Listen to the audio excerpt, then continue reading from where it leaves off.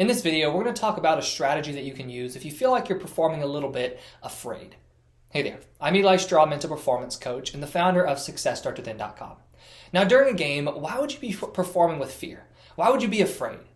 For the most part, this is going to be targeted towards making mistakes. And so we're talking about the outcome, right? You are probably afraid of making mistakes. Now, why would you be afraid of making mistakes? Is it the actual mistake that you're afraid of? Probably not. You're probably afraid of the consequences that are going to happen if you make a mistake. So for yourself, what are the main consequences that you may be worried about if you were to make a mistake during a game?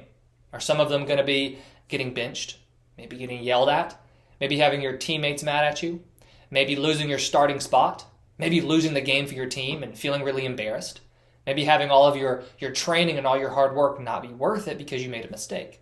Do any of those sound familiar? Whenever you're thinking any of those sorts of thoughts, that's going to drive fear when you perform. Now, why is it bad for you to be afraid of making a mistake? You don't want to make a mistake, so why is it bad for you to fear making a mistake? Well, the reason it's bad for you to fear making a mistake is because if you fear making a mistake during a game, that actually increases your chances of making that mistake because you're not going to be performing with as much confidence. You're not going to be performing as freely. You're going to be timid. You're going to be holding yourself back. And so that's another thing. Even if you don't make mistakes, you might still be frustrated when you leave your game because you know that you didn't perform as well as you could because you held yourself back. Maybe you were kind of a little indecisive. You weren't going and taking those risks that you wanted to take because you were afraid of making a mistake. So here's a strategy you can use to stop being so afraid when you perform during games. What you want to do is you want to focus more on just acting. And what I mean by acting is making the decision to perform or to perform a skill. An example I'll give you is from a basketball player I've been working with. He's been a little afraid and been a little indecisive during offense because he doesn't want to make a mistake. He's a point guard. And so the example that he gave me was that he knows that he can beat a guy off the dribble, but he holds himself back because he doesn't want to lose the ball. He doesn't want to make a mistake. So sometimes he'll just make the easy pass to his teammates.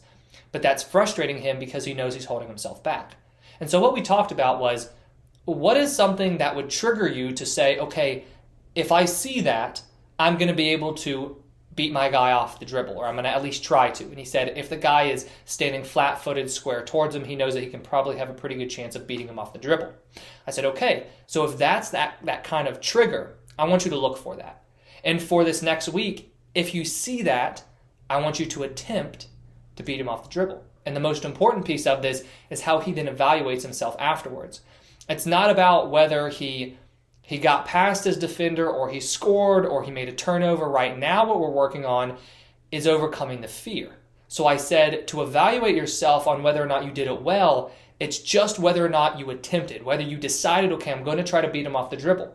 Because what we can do is we can work with you maybe getting the ball stolen or your move not being as good, but it's a lot more difficult to work with you not deciding to perform the move at all.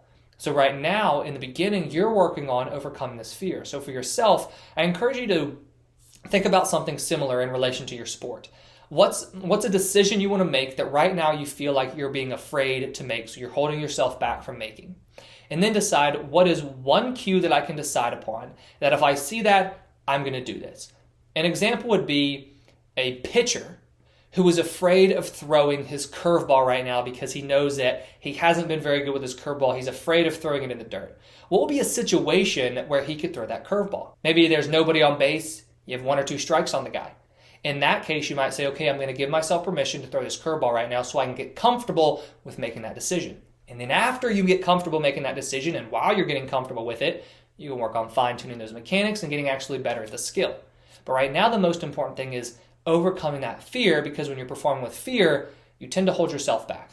So for yourself, I encourage you to identify one cue that you want to focus on, put that into practice this week and maybe the next, and just really focus on doing it. It's the attempt that matters right now, not so much whether or not you did it well, because remember, you're working on overcoming that fear. You're working on being more decisive and confident in your decision making.